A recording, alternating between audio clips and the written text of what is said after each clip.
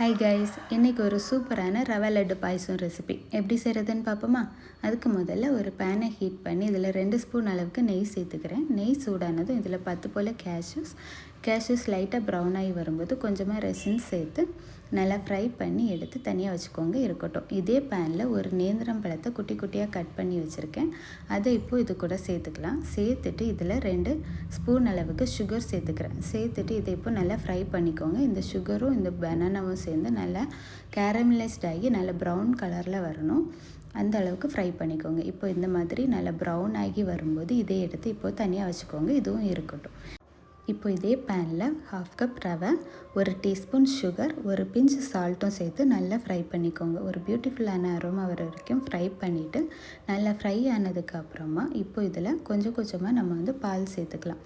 பால் சேர்த்துட்டு நல்லா மிக்ஸ் பண்ணிக்கோங்க. அந்த ரவை லட்டுக்கு நம்ம பிடிக்கிற அந்த கன்சிஸ்டன்சி வர வரைக்கும் கொஞ்சம் கொஞ்சமாக பால் சேர்த்து நல்லா மிக்ஸ் பண்ணி விட்டுக்கோங்க.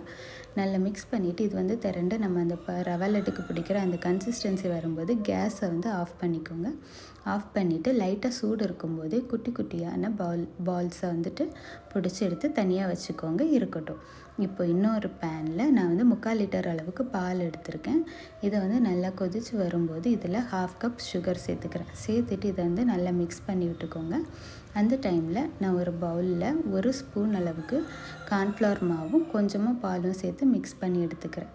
இப்போ இந்த பாலில் நம்ம கொஞ்சம் கொஞ்சமாக இதை சேர்த்துட்டு நல்லா மிக்ஸ் பண்ணிக்கோங்க. இது நல்லா லைட்டாக திக்காகி வரணும். இந்த டைமில் நம்ம பிடிச்சி வச்சுருந்தோம்ல ரவை லட்டு, அதை இதில் கொஞ்சம் கொஞ்சமாக ஆட் பண்ணிக்கலாம். ஆட் பண்ணிவிட்டு இப்போது இது நல்லா கொதித்து ஒரு 5 மினிட்ஸ்க்கு வேகட்டும், அப்படியே விட்டுருங்க. 5 மினிட்ஸ்க்கு அப்புறமா நம்ம ஃப்ரை பண்ணி வச்சுருந்த பனானாவையும் இது கூட சேர்த்துக்கலாம்.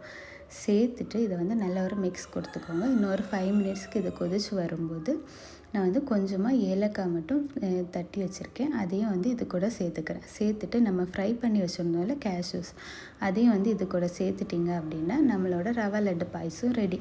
இது ரொம்ப டேஸ்ட்டாக இருக்கும். நீங்கள் ஒருக்கா ட்ரை பண்ணி பாருங்கள். எப்படி சூப்பராக? இந்த மாதிரி சூப்பரான ரெசிபியோடு நான் உங்களை திருப்பி பார்க்குற வரைக்கும் பாய்.